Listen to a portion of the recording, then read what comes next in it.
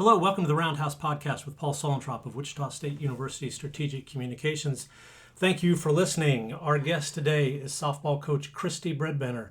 Kristi's here to talk about one of the more significant events in program history coming up this weekend. Wichita State is hosting groundbreaking for the indoor practice facility at Wilkins Stadium. That will be 10:30 a.m. on Saturday. The public is invited. Kristi is entering her 14th season at Wichita State. This groundbreaking is significant for many reasons. It's much needed. Wilkins Stadium opened in 1998, and I think everybody would agree it's time for a refresh. It's the athletic department's first major fundraising effort targeted specifically at a women's sport, at least since Wilkins was built. And the renovation reflects both WSU's success in softball and the rise in the sport's popularity on a national level. The indoor facility, about 14,000 square feet. You'll get a full indoor infield, batting cages, and storage areas. So Kristi, kind of give us the breakdown. What is Shocker softball getting with this new space? Man, the possibilities are endless of what we're getting here. I mean, obviously a space to call our own, and obviously for baseball, a space for them to call their own as well. You know, we'll have two really nice indoor facilities. I think the biggest thing for our program is having that ability to, go inside on a day maybe that you're feeling like it's a little windy outside or a little chilly, or you've got some elements, and that you can go inside and really get the work done that you would get outside. And, I think we've obviously always been a pretty offensive-minded program. The fact that we're putting in the outdoor cages on the north side of the building, I think, is going to be a real positive for our program. It just gives our kids an opportunity to have a plethora of options. You know, there's nothing better than obviously hitting outside in the elements, because that's what you're hitting in, on a daily basis, the light, things like that. But then to be able to go inside when you're struggling a little bit with snow or cold or rain, whatever it is that day, you've got that flexibility. So we're super excited about it. So thankful for everybody that's, been a major contributor to the program. And, to me, I think it's just a great testament of where this program is and the people who got us there, our alums. We're excited to have them in this weekend to help with the groundbreaking. And, it's exciting. It's an unbelievable time for Shocker softball, because you start this project and the shovels go in the ground to something really special. That will definitely, compete with some of the programs out there that have nice facilities. This will be right up there, if not nicer, with some of the major programs out there. Yeah, describe the competition first around the conference. Are these kind of facilities pretty standard in the American? Actually, not really at all. Our conference, obviously, as a whole, has kind of split between warm and cold climate. Memphis and East Carolina, Charlotte, all have their own indoor facilities, and they're very nice, but this is going to be probably 4 times as big as all 3 of those. South Florida's got a nice little hitting area. I believe there's some things in the work for North Texas here in the future to start improving their facilities, and they've got a covered hitting area that's pretty nice. But UTSA, Tulsa, they both need to kind of step up their game and start investing in their women's sports a little bit more. I haven't been to UAB, so I can't speak to them, and I haven't been to Florida Atlantic, so I can't speak to them. But to me, this is just the start of something that's going to make our facility one of the best ones in the conference for sure, and definitely one of the best in the Midwest. Yeah, there are probably schools in the American that don't really need an indoor or would not use it as much as Wichita State would. I remember being with the Shockers Fayetteville Regional in 2018, and they were hitting inside some of Arkansas's hitting facilities, and you talked about the importance of that. Is that what you're aiming for? Will this be comparable to some of those kind of places? Yeah, I think we modeled a lot of the design off of Arkansas softball facility, and things we would do, things we wouldn't want to do. I think spatial awareness, we might be a little bit bigger than them, and just being a little bit more aware. They ended up putting dirt bullpens in theirs, and that creates a pretty dusty environment because it's hard to obviously water and maintain dirt inside. So we didn't go with that. We're just sticking with the traditional turf all the way around. But one of the things we liked about their facility is the ability to kind of change the netting, so all of the nets are on their own individual motor, which allows you to set the facility up the way that you would particularly want, which I think is a real positive for the ability to change things up and have some flexibility. So I guess I'm envisioning at a softball practice stations, you've got people running from place to place, hitters, infielders doing different kind of drills. Does it give you that kind of flexibility? Yeah, the options are pretty endless. I think, outside of a full outfield, you can do pretty much everything that you need. So it will be a full infield with obviously space in the holes and things like that. It'll have a perimeter of nets, so 4 different motors that are running the entire perimeter, so you could lift up one side if you wanted, or keep one open, and then it'll have 3 drop-down nets that all run on individual motors. So if you're really doing a hitting focused workout, you could have 4 large cages. Our goal is to have some bigger nets that we can move on wheels that will split some of the nets in half too. So it's feasible that we would have 8 lanes if we needed to. So if we're doing a camp or something like that, we really wanted to focus in on 8 lanes. You could split it in half and have defense going on one side, offense going on the other. You could have pitchers going on one side, defense going on the other. The nice thing is that we put an area kind of in the middle of the back side of it, so on that north wall. There's like a plyo area, so we put a plyo wall, and Coach Horn has aspirations of putting a weight rack in there that I'm not 100% sure we're sold on yet. But just the ability to kind of rehab and focus on shoulders and things like that's going to be in there, and then it'll have a garage door that opens out to the outdoor cages on that north side. So just a lot of cool stuff. I mean, the way that I look at it is that you could have, cages going in the in the outside on the north side. You could have your infield working inside and then your outfield working outside at Wilkins, and everybody's on turf. So when you have one of those days that maybe for whatever reason your infield got washed out, it's muddy or whatever, you've got flexibility. You can still get a really great day of practice because everybody's going to be standing on some turf in some way, shape, or form. Explain a plyo wall. Yeah, plyo wall is just a reinforced wall, allows us to do plyo throws, whether it's med balls or something like that the girls can throw in. Becoming a pretty big deal right now, I think, with just shoulder awareness, making sure we're strengthening the shoulder. And so they sell small little plyo balls that can be different types of weights, or like I said, throwing med balls in there. But it gives us an opportunity to add station work into our hitting or defense that can help with the girls. The medical side of things, making sure we're prehabbing or rehabbing in the right ways. So you've obviously done a lot of research. When did you start taking notes and compiling your wish list for this facility? Well, I think we've been, wishing for this since we went back to Arkansas in 22, and that's where we really started to pay attention to it a little bit more, take some pictures, take some videos of things that we thought were really great. And this has been something that we've been talking about for a couple years now, and so you never wanted to get too excited because you didn't know exactly when it was going to happen. But knowing now that you've got this groundbreaking coming up, I think over the last probably 6 to 9 months, Brad Pittman and his crew have done a really great job of making sure that we're thinking outside the box and anything that we can think of from a future perspective. I know we talked a lot about the windows on the south side of the building being something that would, when we do build the operations building next, those windows will allow us to look into the indoor when we're walking down that hallway piece, or my office will have a window that looks into the indoor, which I'm pretty excited about. That way you can kind of keep an eye on everything that's going on. But when you've got recruits in there, they're getting a first-hand look at seeing how cool our facilities are. So just being kind of creative, I think, when we hired the outside group to come in and kind of facilitate the building project, one of the coolest things that we heard was probably 2 or 3 months ago, they're going to air condition the building.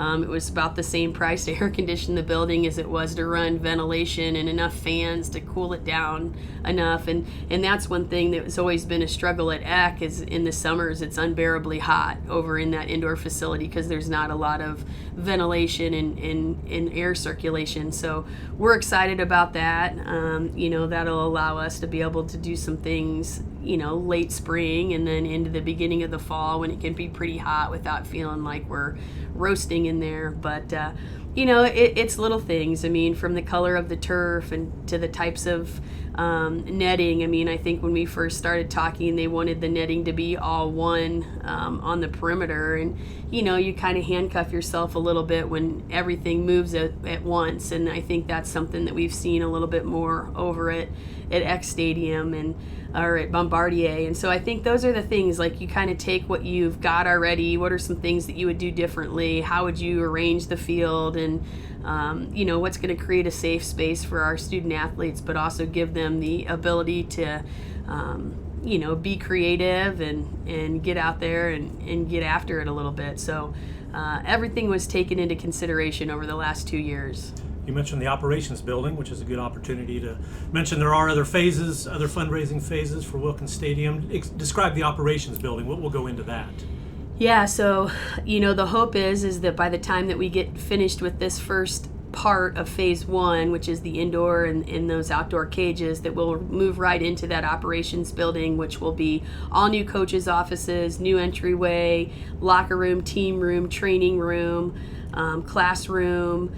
I think something that'll be super beneficial for us here is storage. I mean, we're struggling over here at Wilkins. We've got additional coaches that have been added to the program, a director of ops, managers, and we've got 5 people sometimes officing out of our old team room, which is actually supposed to be an area for the girls to hang out and lounge. And so as time has kind of changed the sport of softball and evolved, we've been pretty landlocked inside Wilkins to be able to evolve with it. So we're excited for everybody to have their own office, their own private space, but also for storage, laundry, things like that can be all inclusive over in one facility versus having to kind of take things over from Coke and back over here and vice versa. The girls having a space to hang out and relax, eat their lunch. I mean, where they're not all doing everything in one small locker room. They're going to have nice big locker rooms that are spread out, new showers. I mean, we've fought a battle for a long time over here, and they finally have it fixed here in the last year. But for the longest time, it'd take 30 to 45 minutes just to get warm water in our showers. And so no one ever has really used them. So just a lot of really cool upgrades. I think more than anything, it's when that project gets done, and that's where John and Gail Wadsworth, I think the building will be named after them, have been a huge part of that piece of it. It's going to be pretty exciting. That's, to me, phase 1 is a reflection of our alumni. It's for the student athletes. It's something that impacts them in a great way, and I think it's something that for me I'm most excited about. Don't get me wrong, 2, 3, and 4, in the project are awesome, but this one is for the student athletes, and it's much needed. So WSU has played in 5 NCAA regionals since 2016, won the AAC regular season title in 21 and 23. We're at the point it's no longer unusual to have a sellout at Wilkins Stadium throughout the season. Was it important? How helpful was it to present people with, here's our success, help invest in us? How important was that part of it?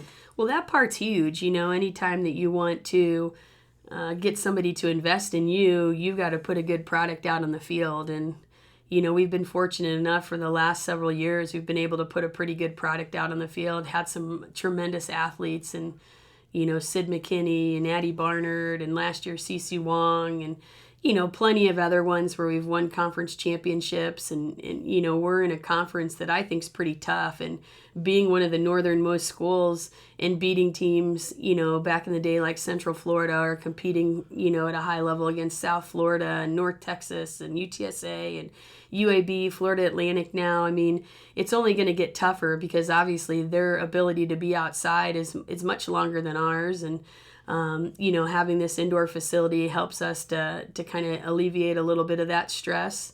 But at the end of the day, I think the biggest thing for us is we got to continue to keep putting that good product out there. We've got to continue to keep drawing more and more fans to Wilkins, and hopefully softball in itself has become such a streamlined sport on TV now. It's popular. You're seeing the growth in the sport just growing like gangbusters, and to me, that just gives us an opportunity to have a bigger platform and have more people that want to invest in our young women.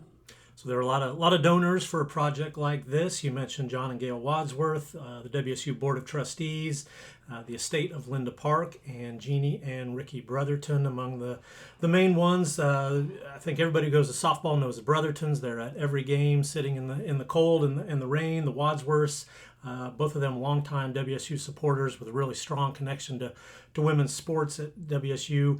So in talking with them and working with them, what was their motivation in getting involved? I think the biggest thing for both of those couples is that they want to invest in student athletes that have shown that they have passion, that have made them proud, that, I can speak for Ricky and Jeannie. I mean, they love giving back to the girls and seeing the impact that they have on them directly. They've enjoyed and kind of fallen in love with the sport, and I think have traveled with us a little bit, been around our program, and they're like family to us. I mean, every time we see them, our girls know who they are. Coaching staff obviously loves being around them, and so they're people that I feel like want to give back to that family atmosphere. And Gail and John, I mean, Gail's been a mentor over in academic services for a long time and has had a number of student athletes, especially softball players, that have made an impact in her life, and the measurable impact that she's made in their lives is undeniable. And so for John and Gail to give back to women's sports, a sport that I feel like they have enjoyed, I know both of their daughters played volleyball, but I think softball and baseball has been something that they've gotten a passion for here as of late. And it's really cool to see them, want to support something. But I think more than anything, they're looking to make a big impact. And, nobody needed a more impact than Shocker Softball and Wilkins Stadium. It was a facility that was built, and maybe not necessarily built the right way, but at the time it was nice and it was state of the art, but it wasn't built for longevity. And I think that's been the reason that we're seeing this change in the Wadsworths, the Brothertons, the Park family, and obviously this university want to see this program continue to keep thriving and surviving, and this is going to be a big step for us. Yeah, refresh much needed. I think WSU has done some good things. The outfield platforms, the new dugout on the third base side have kind of helped, but it's definitely time. If you've spent any time at all around Wilkins, it's time to upgrade for sure. My favorite piece of Shocker trivia is that in 1997, when they broke ground for Wilkins Stadium, Phyllis Diller was here. She was a friend of Howard Wilkins. Do we have any Hollywood celebrities planned for Saturday? Is Kevin Saul stepping up? And I'm hoping maybe Harrison Ford. He seems to really love Wichita. He's here a lot. Hey, that would be awesome. I haven't heard any local celebrities or celebrities outside of the Wichita area are going to be there, but we are fortunate that Charles Wilkins' granddaughters are going to be there. So it'd be really cool to see them have this full circle moment of seeing this program grow a little bit. And with it being an alumni weekend, we're going to have some celebrity alums there. I mean, it's Addie B's on the list. Obviously, Sid's in season at Marshall, so she's unable to be there, but, is hoping that she could make it. I mean, there's about 18 to 20 alums planning on coming back and being there for the groundbreaking. Many of them who have had really great careers here as student athletes: Casey Williams, Brittany Weber. Just kind of thinking some names that I remember seeing on the list, right off the bat. And even obviously for us, our alumni, that were here prior to the stadium that was currently here, who played on an open field with no fence and no bleachers and had to go to the Heskett Center to go to the bathroom. For them, this is a full circle moment. This is something that I hope they're just as proud of, to see how much this sport has changed and evolved, and the investment that they're making into our young women has to make every alum that's ever played here super proud. So I'll have anybody who's under 45 Google Phyllis Diller. I'm not going to get into her history, but in 1997 that had to be significant. Take us through the timeline for Wichita State getting into the indoor. Yeah, the hope is, obviously with any kind of construction, you're going to see, challenges with weather and things like that. But the hope that we can get in sometime maybe in late March, early April's there. which would be awesome. I think, we plan on having Athletes Unlimited here at some point this spring or summer. So, they're going to be able to benefit from it. But hopefully our girls will get in there by the end of the season. And then, the plan is for the operations building to follow. Now it'll be a little bit more in detail. It's going to take a little bit longer to build the operations building than I think that it's going to take to build the indoor facility. So, the way that we've been looking at it is that at the very least, our 2025s are going to have a really great indoor facility, and then our 2026 grads that are coming that next year should have a really nice operations building to move into. I'm actually currently building a house, and mine's a month and a half early, which is unexpected. So you never know. Sometimes you see them taking a little bit later, but, in my situation, it's early. So I'm hoping that these builders are on the same timeline as my builder. Okay, let's talk about the fall. Shockers are working out, practicing for the fall. To refresh your memories, Wichita State 28-22 last season, 16-11 in the American. They advanced to the championship game of the conference tournament with just a really fun week of softball. Among those who have departed from that team, outfielder Addison Barnard, Cece Wong, outfielder Bailey Urbon, catcher Laney Brown, and pitchers Lauren Howell and Allison Cooper. Top returners, we've got outfielder Lauren Lucas. She sat out last season with an injury. She's back. Pitchers Chloe Barber and Alex Aguilar. Third baseman Kristen Nelson, Taylor Solodchek, who played both infield and outfield. Second baseman Sammy Hood, first baseman Caroline Talent. Take us through the early workouts. What's been your focus? Well, obviously we've got 9 new players, so when you're looking at 9 new players right now, you're going to kind of create a little bit of a foundation and kind of go back to the drawing board a little bit, kind of see what everybody can do. And we're a couple weeks in. I think last week, Wednesday, was our first day of team practice, and more than anything, it's getting our young people new to the pace, right? And the expectation level of, playing catch and taking care of the ball and just kind of getting a true understanding of where we're at. We're jumping into games pretty quick here this next weekend, so we'll only be 2 weeks into team practice, which is actually 6 practices because we only team practice 3 times a week. We do individuals on Mondays and Tuesdays. So for us, it's just about gathering information. We're going to put everybody out there over the next couple weeks and let them, do their thing, see what they do, see what they need to get better at, see who can play where. I think that's been a big component of this fall season is, we've got some kids that can play multiple positions. And so it's just really finding what's going to be the best recipe for success. Obviously, offense takes a big part in that, on deciding who's in the outfield and maybe who's playing first base and maybe this year who's catching. But we're pretty deep in a lot of different areas. We've got 3 catchers that are highly capable of looking pretty good behind the dish.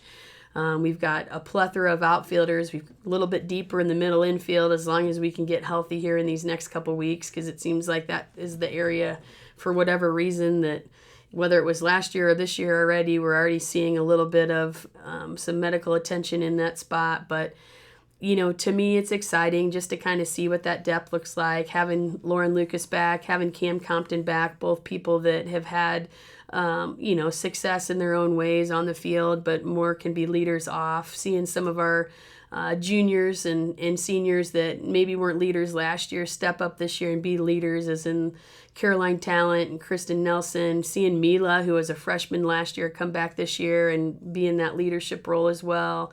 You just are seeing a lot of different things that are really positive. And, we're going to take our lumps a little bit. We're not playing as strong of a schedule this fall, but we're playing a lot of good teams from a junior college perspective. Division II perspective. We're not playing Oklahoma State this fall, just couldn't get it to work out, but a doubleheader against Kansas. Just going to give us a really good opportunity to see where we're at and see who can play where.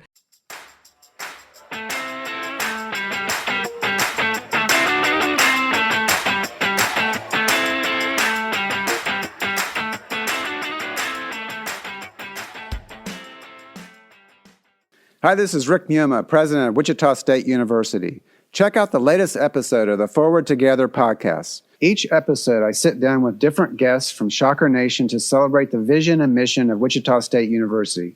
Listen wherever you get your podcasts.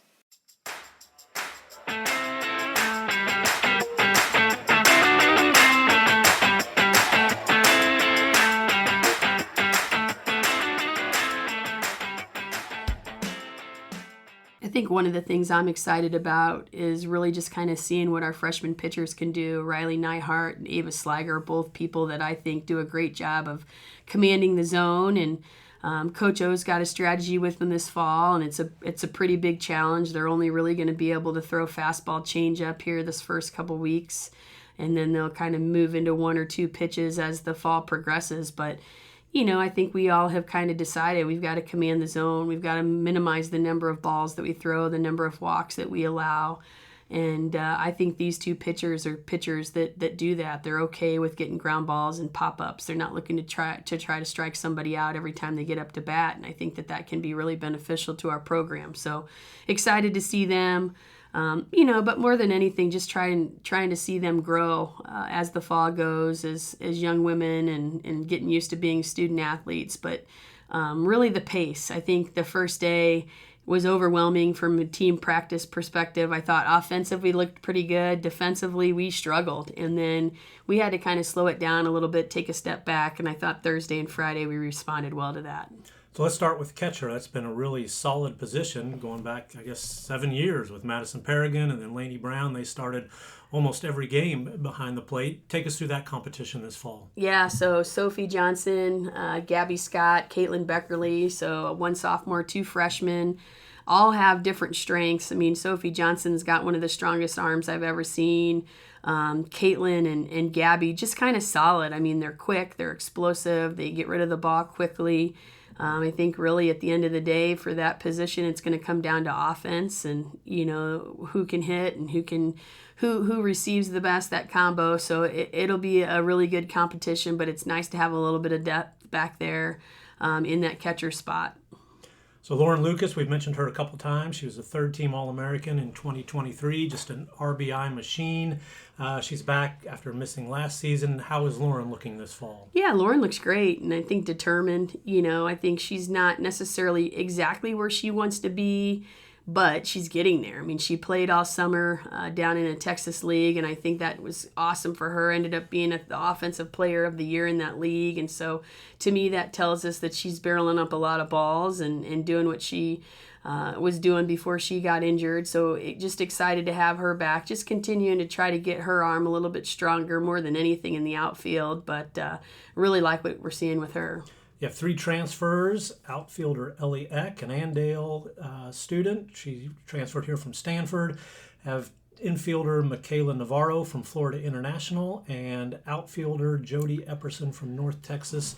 How do those three fit into the plans? I'll tell you what, these three are pretty special. Excited about each and every one of them. I think, Ellie Eck, we wish we would have more than 1 year with, because she's got an Addie B type body build and strength and power. I mean, she's crushed some balls out of the ballpark, and so it's going to be really exciting to see how she develops. I think one of the coolest things about her is she's a great outfielder, but also can play a little infield, and so we've been playing her there a little bit and getting that rust knocked off. I think it's been a hot minute since she's been out there, but a hard worker, really gets it. I think she's enjoying the process of being out there, and we look for her to be a big part of the process here this next year. Michaela Navarro goes by Mimi, so we'll refer to her as Mimi moving forward, but great hands, skilled defensively, needs to get a little bit stronger with the bat, but somebody that I think is going to give us some really good innings in that middle infield spot and definitely give us some depth in that area. Jody Epperson's, to me, the wild card. Obviously a transfer from in our conference at North Texas, a kid that same age as Sammy Hood, played on the same travel ball team as Sammy, and so she was part of the COVID class that was really tough to recruit. It was all via Zoom, FaceTime, those types of things. We weren't ever really able to go out and watch them. But when we had watched her prior to all that starting, for as small as she is, she could crush the ball. She hit more home runs than most of the kids on her travel ball team, and she's like 5'4", and I won't say her weight, but it's not tremendous. But she has quick hands, she's explosive, super athletic. Runs down a ball well, has a great arm, can also play in the middle infield and looks pretty good in the middle infield as well. So, just somebody that I think in a program that creates a lot of confidence for their athletes and could be somebody that really thrives this year. So really all three of them, I think, can make a pretty big impact. Pitcher Chloe Barber, she was on the conference's all-rookie team. Strong freshman season, team record 16 strikeouts against Illinois State, 15 and a win over Arkansas. She threw a no-hitter versus Memphis. What's the next step for Chloe? Yeah, that next step is just consistency. I mean, last year she had some really, really great games, like you mentioned, and then she struggled a little bit with some control. I think we just look for her to get more mature this year, a little bit stronger, understanding what's expected of her and what the game is like. Obviously, we got a tough schedule in the spring, but this fall kind of gives her an opportunity to hopefully create some confidence and go out there and do her thing. I mean, she's got electric speed and spin, and when she puts her mind to it, can be really great. I just think it's that emotional side of things that she needs to mature on, and hopefully in year 2, that's something that really steps up. Big weekend for Shocker softball.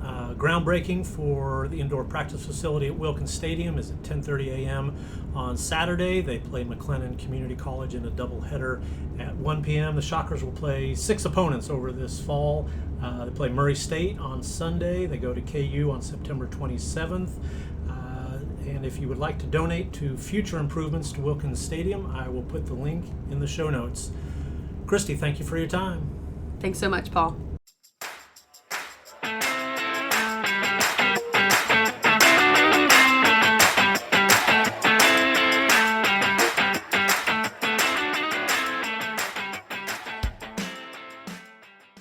Great insight as always. Thanks for listening to the Roundhouse podcast, courtesy of Wichita State University Strategic Communications. We encourage you to rate, review, and subscribe wherever you get your podcasts. You can always find more Roundhouse content at GoShockers.com. Martin, left wing to Mike Jones. 8 seconds left. Smithson out to Mike Jones. 25-footer. Good! He got it with 3 seconds left. Mike Jones from about 25 feet out hit another long jumper. 2 seconds showing on the clock. That may not be official, but Wichita State leads 66-65. Timeout, Kansas. 2 seconds to go. Wichita State 66, Kansas 65.